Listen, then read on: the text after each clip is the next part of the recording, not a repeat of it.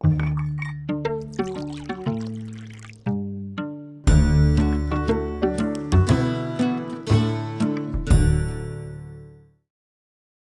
we are in this beautiful summertime and with Tyler Bohm, who is the artist who is fascinating us with his work. There is something about the human spirit that calls out to create. Tyler has done something for us that puts us on our toes, tippy toes. He is about present, but he is in a special way about future. As he and I have talked, I said, tell me what you're saying about science fiction narratives being in the area of artificial intelligence and how we integrate technology to come to normalcy between dysfunction and function. Well, that's going to become clearer, even though that doesn't sound very clear as I'm describing it. We'll hear that from him, how we come to normalcy. Let's take a contemporary example. What about Pokemon Go? What's happening? We don't quite know, but we know people are falling into the track of a car. A young girl was hurt recently. Someone's out in the middle of nowhere finding this incredible image in Pokemon Go. So what's happening? Huh? But Inga says, I don't know. She says, I don't know what's happening.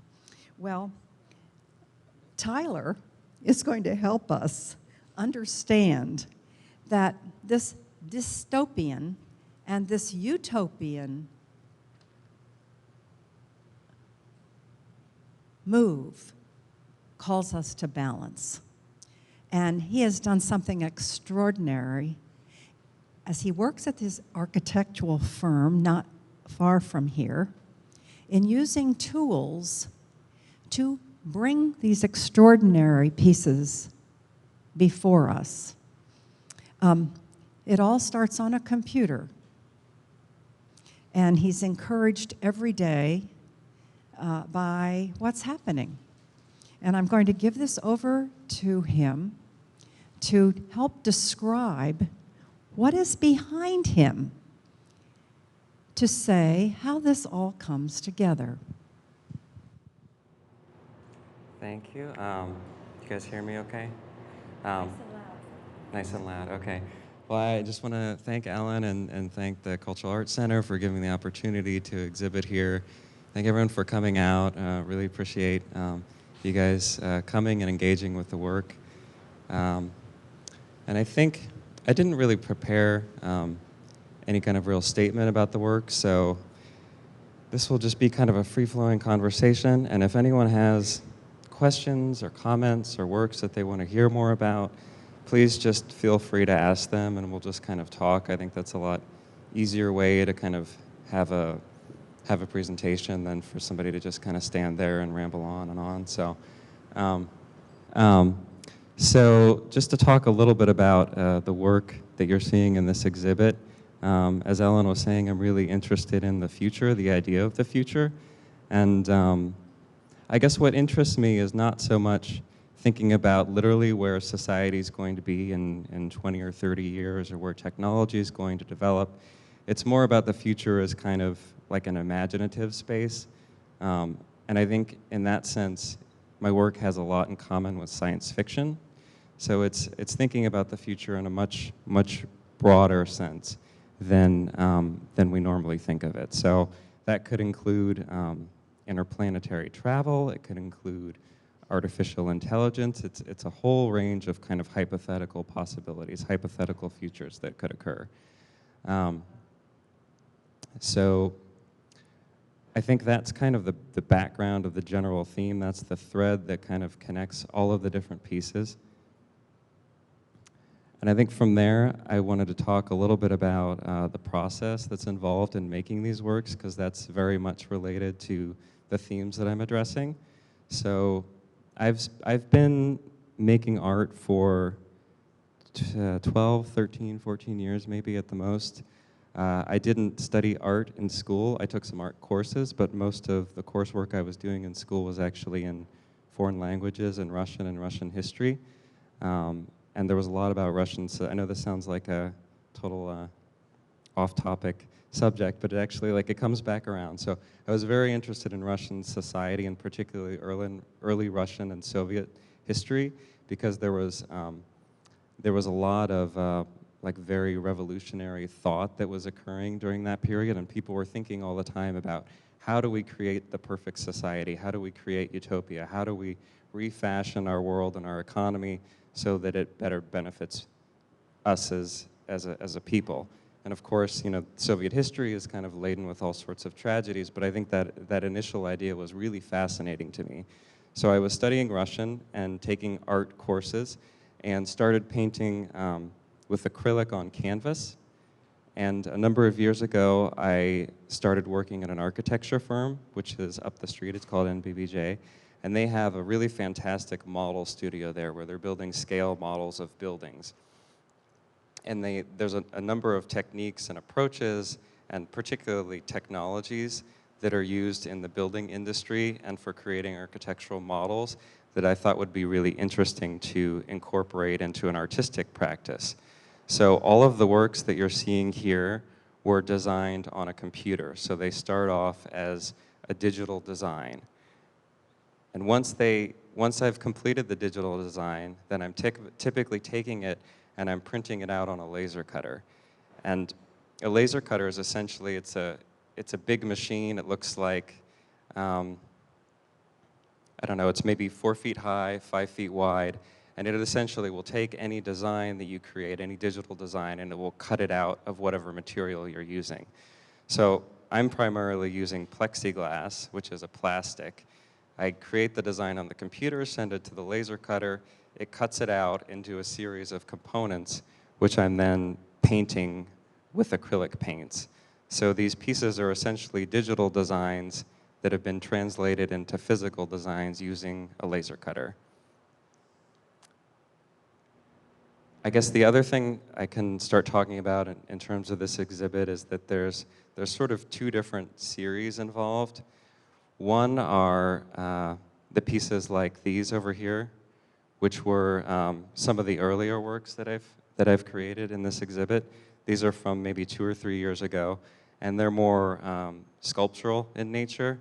They're created out of layers of plexiglass, and to me, they're representing a kind of intelligent network. There's a series of components within them. They're almost like computer icons, and I think what they're implying is a kind of machine intelligence. So all of these components somehow interrelate to one another. But the exact nature of that interrelationship is a little bit ambiguous. So I would say that these pieces fit into that series. The piece in the corner behind you, which is called The Future is Behind Us, that fits into that general series. And then there are a few pieces on these walls towards the front of the exhibition space, which are also part of that series. So those works were all created in the last 2 or 3 years. Then within the last 18 months to maybe 2 years, I've started experimenting a little bit more with materials. So I'm still using computer to create graphic designs and using a laser cutter to kind of to translate those designs into physical objects. But I've also been using some different approaches, some different media, some different materials.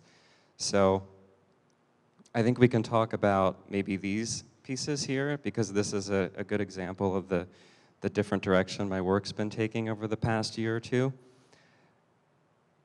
these are portraits of science fiction writers. So there's 3 of them. This one is a portrait of Samuel Delany. This is a portrait of Margaret Atwood. And on the far wall, there's a portrait of Neil Stephenson.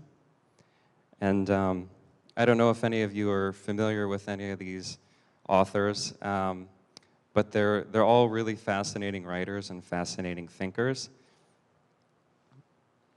And the sort of impetus of this idea was I wanted to create portraits that weren't static, that shifted over time, that shifted depending on where you were standing in relationship to them. So you'll notice that that these pieces look very different depending on where you're looking at them. So when you stand directly in front of them, the face essentially dissolves and disappears. And when you're standing at a 45-degree angle and from a distance, you can see the face much more clearly. And that was very much intentional. Excuse me. Very much intentional, as is the selection of science fiction writers as kind of the subject of these portraits.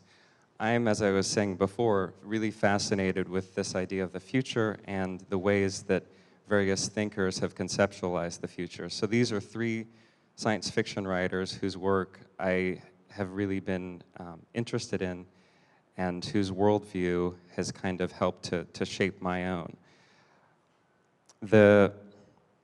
I think the connection between the sort of shifting vantage points in the portraits and the writers themselves is I've always been interested in current science fiction as well as past era science fiction. And one of the things that interests me about it is seeing how science fiction writers are able to anticipate a lot of future developments.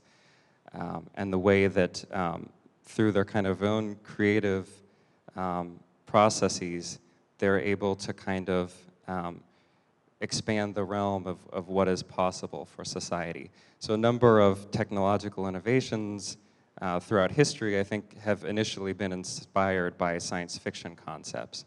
So to me, science fiction writers, speculative fiction writers, anyone who's thinking creatively about the future actually performs a tremendous role in society in terms of helping us to understand how broad the realm of the possible actually is. So to me, I thought it was interesting to use these as subjects because you're kind of almost seeing things from their vantage point. They're seeing things off to the side, off to the future, things that maybe are not immediately apparent, but they're picking up on threads and themes that exist within society that are going to be very instrumental moving forward. So that the portraits kind of shift and change to reflect that shifting vantage point. So I've done, one of these series is not here, but I've done about 4 of these series. And these are, again, they start off as digital designs. I'm using existing imagery that's online and translating that imagery into kind of a pixelated portrait. They're made up of wooden cubes, so they're small 1/2-inch wooden cubes that you buy at like a craft store. And I think each one of them, I tried to count one time, I think it has like 1,300 individual cubes in it. So you can imagine that's a really fun process to sit and individually paint 1,300 cubes. But I'm interested in the way that the portraits eventually kind of compose themselves before your eyes as you move around and as you change your vantage point and your distance from the piece.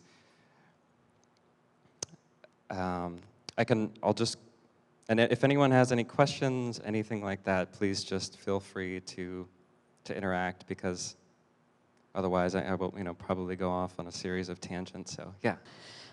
I'm Kathy Howard, and I'm curious about the cubes in your portraits because every side is painted, but on some of the white painted ones, I'm wondering if the pale yellow is actually painted yellow or if it's a reflection of the yellow cube onto a white surface. Parts of it are reflections, and that's something really interesting to me about seeing them in space with this lighting, is how much the lighting changes the pieces. Mm-hmm. So like this piece, for example, the white one, the portrait of Margaret Atwood, if you shine a light directly on top of it, you get almost no reflection. So when you're looking at it straight on, it looks like a white piece. When you hit it from an angle, you really see like a lot, the paint from the cubes is reflecting onto the base, the sort of backdrop of the piece. So yeah, a lot of it is reflection. This piece as well, the whole thing's reflective, so there's a lot of reflection going on. Okay. Yeah, I was wondering. Yeah, Thanks. that's a good question. So I think I'll maybe go through and talk about some of the other pieces that are in. Tyler, you had shared the drone with me. Could you share that with everyone? Sure. This one is called Drone, and the initial idea for this was I was just thinking about the connection between the two different meanings of the word drone. On the one hand, it refers to the male drones within a beehive whose purpose essentially is to go out and procreate and sustain the life of the beehive. And in another sense, drones, of course, refer to either military drones or surveillance drones. A lot of times, their purpose is to destroy, to annihilate. So it was kind of an interesting word to me because it refers to these two vaguely related concepts that actually have, in some ways, entirely oppositional meanings. So the initial idea was to create a honeycomb that would create a representational image. So essentially, this is a plexiglass piece which was cut out on the laser cutter, and the individual pixels that you see, the colors here, are beeswax. So I took, went online and bought big chunks of beeswax, took some crayons and melted the crayons in the beeswax to create the different colors, and then essentially melted it over the boiler and started pouring the beeswax into these individual holes in the piece. And it took, I don't know, a couple of weeks of standing there pouring beeswax into tiny holes. But I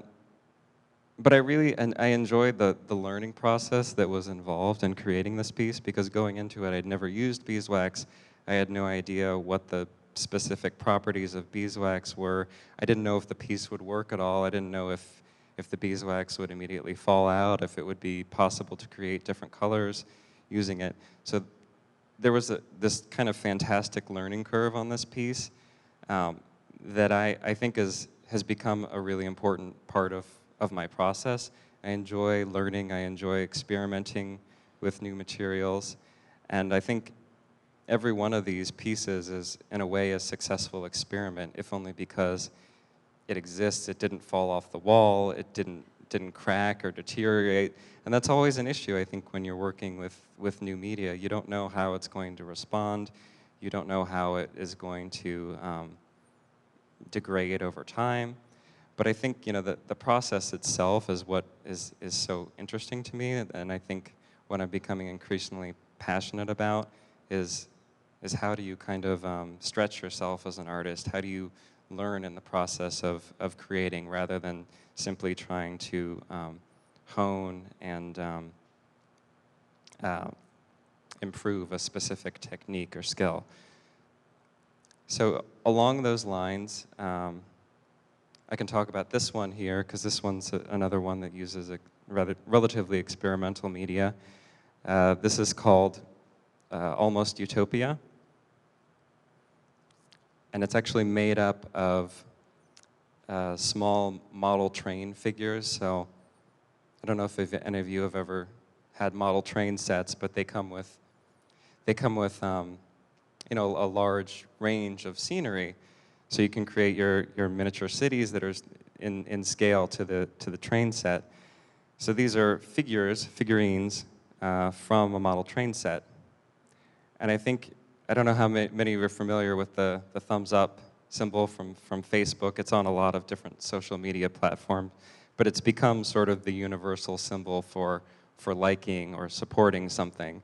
So the general idea in this piece is that you have hundreds of people who are all in conformity, liking whatever it is that they're liking. And you have one person standing off to the side who's apparently in disagreement, in some sort of disagreement with them.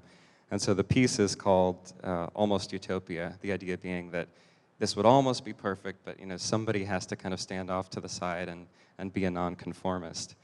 And again, we're talking about this idea of utopia and dystopia and how it's been conceptualized through science fiction writers as well as some of the early Russian revolutionaries. And so I think this piece kind of encapsulates that theme to me in a way. I mean, of course, on one level, it's supposed to be kind of tongue-in-cheek. It's supposed to be funny. But on another level, I was trying to kind of reflect on just the kind of herd mentality that seems to accompany the way many people relate to social media. So, this idea that if you have 1,000 likes of your post, that it's somehow better or more relevant, more valid than someone, an equivalent post that has no likes or 1 like. So,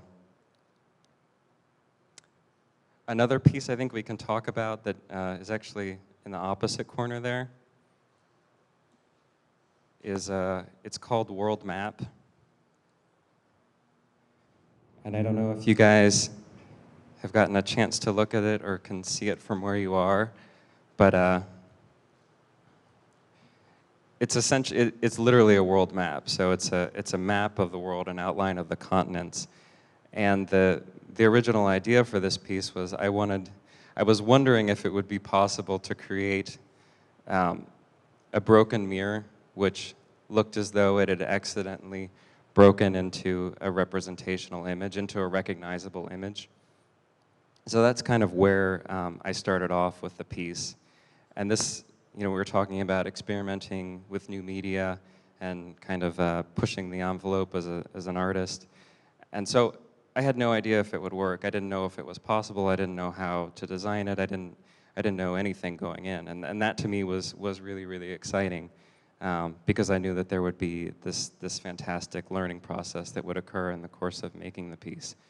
So this one, the idea was, as I said, to kind of create something that looked like it was a broken mirror.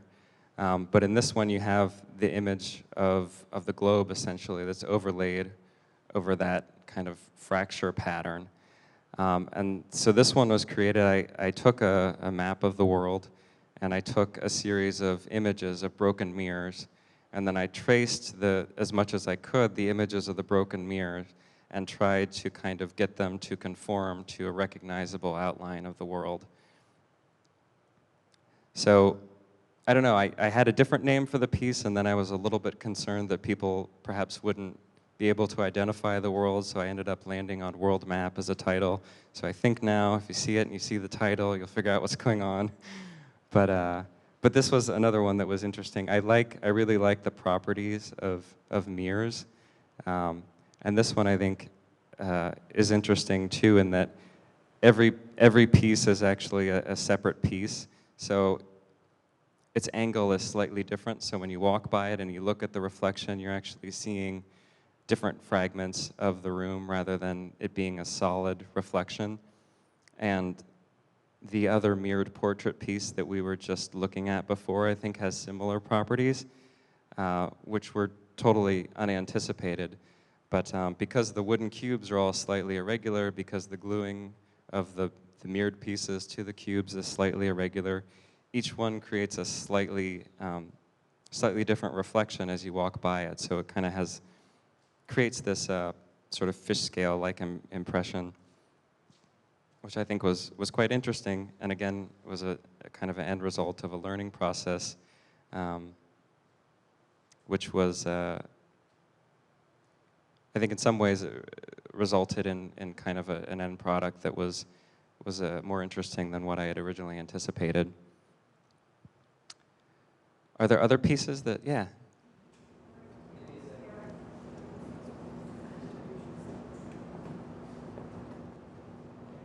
Hi, I'm Eric Rausch. I had the question on the world map piece. Is there a reason why the smash happens on the particular place of the map? Are you making a statement with that, or were you just kind of looking at cool shatter and then looking at composition? So originally, yes, it was just a compositional decision because I was looking for a place that I could put a big impact point that wouldn't completely obscure the map. So Russia, Central Asia seems like the logical place for that because it's such a big landmass. And as I was doing the piece, I actually did like a little bit of further research, and it turns out that there was a large meteor that hit almost that exact spot in the early 1900s. It was called the Tunguska meteor, the Tunguska event, which I thought was kind of a fascinating coincidence, because I mean it's literally almost right on the spot where the Tunguska meteor would have hit, which was very interesting to me. So. Cool. Thank you. Yeah, it's a good question. Let's see. I can continue to talk about individual pieces if people like, or this one? Sure. This one is called The Future is Behind Us, and it's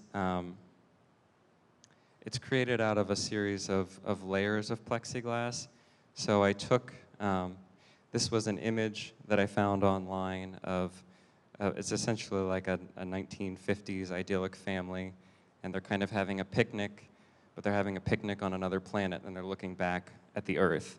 And I don't know how much of that is really readable in the image, but it struck me as kind of as a really interesting point of departure. So I took that image and pixelated it in a graphics program, and then separated the layers out by color, and then reassembled them on top of one another. So you kind of just have like a graphic sandwich here of different layers, different colors on each layer that kind of come together to create this image with depth. And as I said, like I really liked the original image, and the title just, as I was looking at that image, I was thinking about how early science fiction, particularly you know, from maybe the 30s to the 60s, so much of it was focused on the idea of space travel and space exploration, the idea that we would be living on other planets. And I think very little tangible progress has been made since then in terms of human habitation on other planets, in terms of real like space exploration in the way that it was originally kind of conceived in science fiction. So the title, which is The Future is Behind Us, I think in a way alludes to that. It's, you know, this idea that the great era of space exploration is, you know, the future is actually behind us. You know, it's never really come to pass. I think I can talk about this piece over here on the wall, because it's another one that hits some similar themes.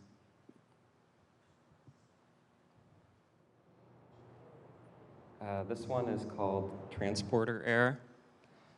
And so the fact that you're laughing means I probably don't need to do too much explaining. But yeah, I'm a Star Trek fan, particularly of the original series, and have always been fascinated with the idea of the transporter, and this notion of, you know, whether or not you know, if all of your molecules in your body are taken and rearranged and recreated in another location, whether or not that new individual is really you, whether it's possible to transport consciousness across distances in that fashion. So, in any event, this piece is a portrait of the two main characters of the original series, and the idea is just that, you know, in the process of transporting, using the transporter on this portrait, something went wrong. So the individual components were arranged, and it came out, and you can tell that it's a portrait of the Star Trek characters, but you can't tell exactly what's going on because everything's ended up in a slightly different order. How are we doing on time? Mm-hmm. You have at least 30 exhibits over the maybe about 7 years. You've published What do you experience from people as to what they want? Because they want you. And I noticed in your resume, you had the Cultural Arts Center coming up. And I am so delighted you are here. Tell us what people want from you. Because you are educating, you are leading us. Educare, coming out of some kind of a darkness of trying to understand what you are saying. And you are called to say it. Tell us. I can tell you what I heard in the question. You're saying, you know, what do people want from you? I think that the interesting thing to me is getting feedback and hearing what other people see in the works, because I think a lot of it is, I've always tried to keep it as much as I can, so that it's not like didactic and it's not too on the nose. I don't want to beat anyone over the head with a particular point of view. I like for there to be ambiguity within art, because I think a lot of the experience of art is in the experiencing, is in the viewer and their interpretations of it.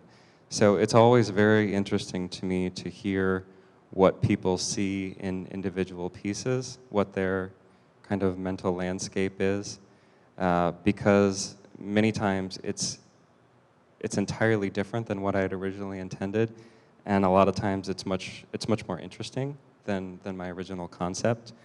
So if people have feedback that they want to provide, I'm always very appreciative. Since you were talking about Anissa, a good example is that these pieces over here, they have individual icons in them, so there's repeating components throughout the pieces. And to me, the important thing was the relationship between them, rather than what the individual meaning of what each component was. So to me, they worked a little bit like a language, and that the important thing is the rules and the relationships, rather than what the individual design of each letter was. Because by itself, an L or an M or a P, it doesn't really mean anything. It's only when you start combining them together that you create meaning. So when people would ask me what these individual components mean, I would, either come up with an explanation like that, or I'd say they don't actually mean anything. Individually, they don't mean anything. And Anissa actually has a totally different interpretation of them that I thought was really interesting. I can just explain. She saw individuals in my life within each one of these components. She said, well, this one's your brother, this one is me, this one is your parents, which I thought was really, really interesting. And if you use that as kind of, your lens for looking at the works, it creates like an entirely different meaning for each piece. And some of them start to make sense on a level that was completely unanticipated, completely unintentional. So I'm trying to think of other interpretations that people have. One of the things about your art is that you're constantly challenging work, but also you're challenging how the interpreter, the person experiencing the work, is viewing it. And I think that's something that is unique about most of your life. So,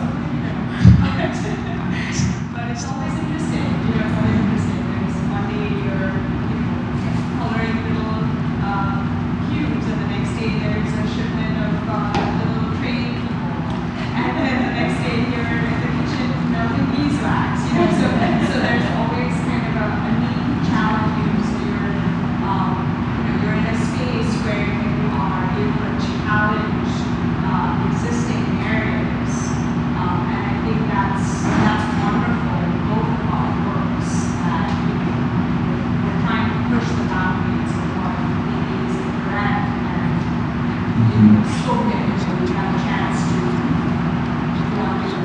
Yeah, and I think, like what you were saying about it creates like a certain responsibility upon the person who's seeing it to interpret it. I wouldn't say that I wouldn't say that I've ever done a work that I was unclear on what it meant.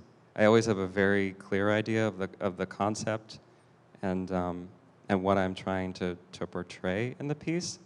But by the same token, I've kind of created a rule for myself where I'm not going to provide anyone any more information on the piece than the title.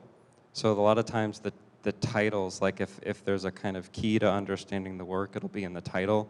I don't have long descriptions on my website of the thinking behind the piece. I don't include that in my artist statement because I think it's it's really interesting to see where people's own interpretations take them, and B, because I like to engage people, and I personally like to be engaged and challenged by art, by seeing things which I can't immediately make sense of, but I have a sense that there is a deeper meaning and a deeper relevance within it. So this one, which is a work called Portrait of Samuel Delany, I don't know if anyone is familiar with him.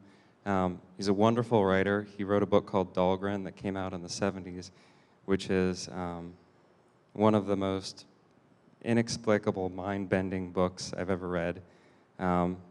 And I'm halfway through it, and I have no idea what's happening, but I'm loving every minute of it. But he's a homosexual writer, a black writer, working in a genre that has historically been dominated by white men, and so I thought it was important to bring that voice into the conversation too, because I think a lot of science fiction, it's written from a very narrow perspective. It's written from the perspective of white men for the most part. There are, thankfully, a bit, it's become broader in recent decades. But I think, when we're thinking about the future, like we have to think about future in kind of inclusive terms, because historically it's not been that way at all. And so that's, kind of a conversation that, again, it might not be immediately obvious in looking at the work, but I hope that people will engage with it on a slightly deeper level and try to kind of understand and think about, well, what does that mean in terms of my own life? So this one is called ad infinitum, which is a Latin phrase which just means never ending, keeps going, going, going. So the original concept for the piece was kind of a mathematical one, I guess. I was interested in figuring out whether it would be possible to create kind of a fractal-like pattern that started with a large singular design and then just repeated that design at smaller and smaller and smaller scales. And so that was kind of the original idea of the piece. I added the color scheme in because I wanted to try to differentiate the various pieces from one another. And also, I think when I completed the design, I looked at it and I thought, it's too perfect. It looks too clean. It started to look a little bit like heraldry or something, where you just have this design that is perfect and smaller and smaller and smaller. So I started just breaking off pieces. So there's kind of a narrative there about imperfection and about disintegration and things breaking down. And ironically enough, this is a piece that's broken multiple times. It's fallen. We had it in one exhibit, and it literally fell off the wall twice within like a week. And I have no idea why. There was no real rational explanation for it. It fell off, broke, redid it, and it's back again for as long as it's going to hang up on this wall. But yeah, I think, and this one was a kind of an experimental one as well, just because I hadn't really done a piece that was quite that abstract in a number of years. And I'd never really worked with some of the materials that I was using here. I don't know if you can see from there, but the background is actually, it's plexiglass, but it's spray painted on front. And I rarely use spray paint because it's so unpredictable, but I think this one, it worked fairly well. Mm-hmm. I really think that's pretty. Is that vinyl on the front? What did you do? How did you do that? That's plexiglass. You mean the colored parts? Mm-hmm. Yeah, it's plexiglass. So all of these pieces, the plexiglass is painted on the back side of it. So, if you imagine when you're designing them and you're cutting them out, you have to flip them because what you're painting is on the back. But I don't know, that was another kind of experiment that I think was vaguely successful. Like I didn't know what would happen when you painted on the back of plexiglass. But as it turns out, plexiglass is plastic. Acrylic paint is plastic. So that creates a really nice bond. Yeah, and it doesn't show any brush strokes. So, you can sloppily throw a bunch of red paint on the back of a piece of plexiglass, and it will look like it was finished by a machine.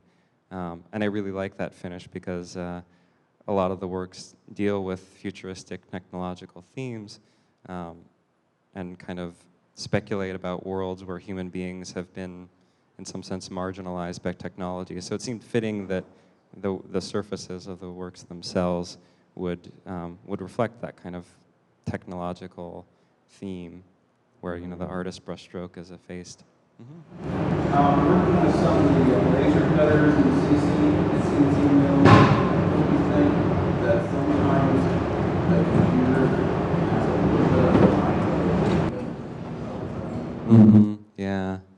Yeah, usually it's when things go wrong. But there's a lot of times where you'll be cutting something out on the laser cutter, and it just suddenly decides it's not going to recognize a part of the image, and you have no idea why. And you turn it off, and you turn it back on, and it works again. But yeah, there's always things that come out slightly differently than you're expecting them to.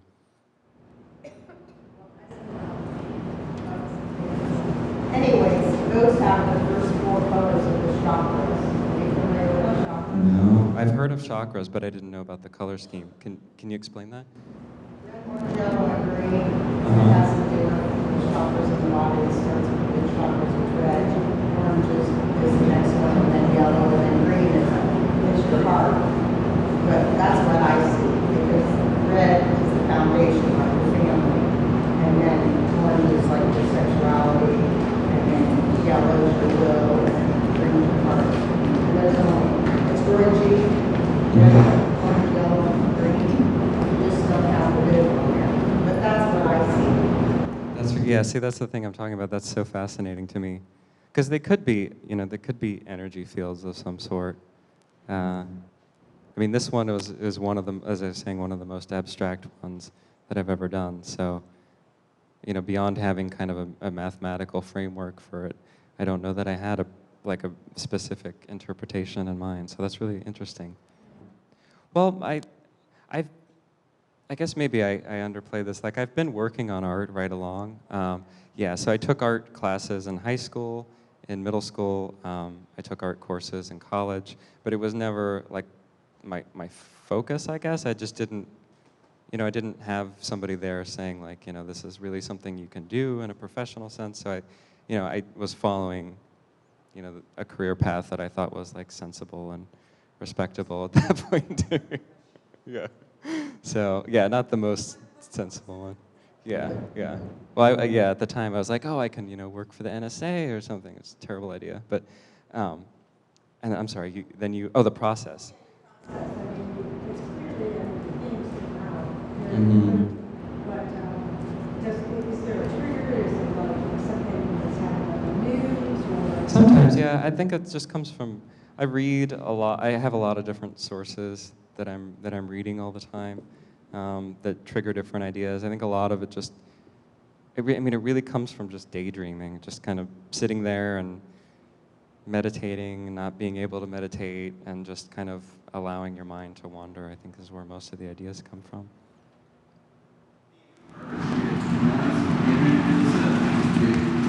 Being an artist whose works have images of coming to the brain all day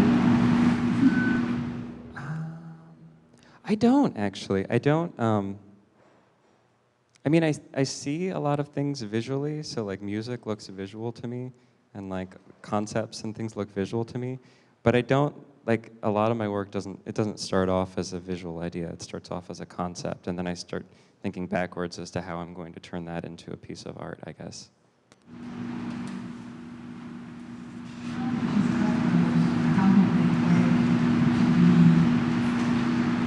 That was on the laser cutter.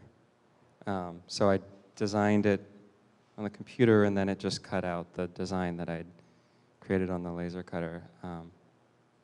I've seen, yeah, I don't know.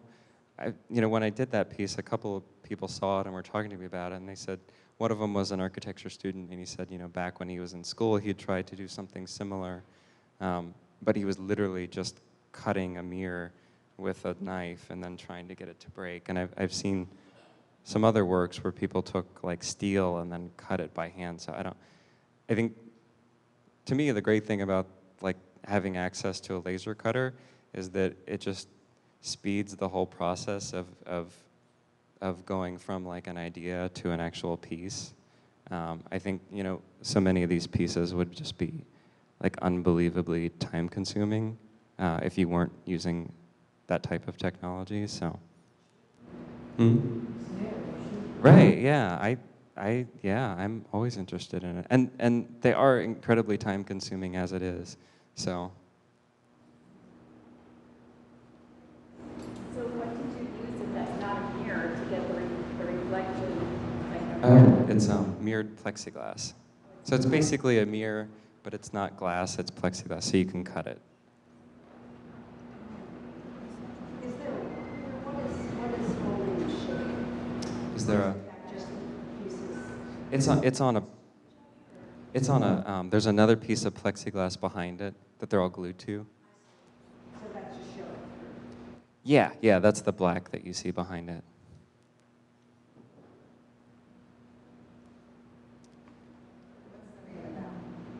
That one's called World Map, the mirror one. But you said you were going to call it something else. What were you Yeah, I had a bunch. I think for a while it was called Continental Rift because I thought it was a clever pun on continental drift. But then it seemed less and less clever as time went on, and then I was like, oh, I'd rather just call it World Map. So. Well, Tyler, thank you. This was amazing. Guys, thank you for coming and asking great questions.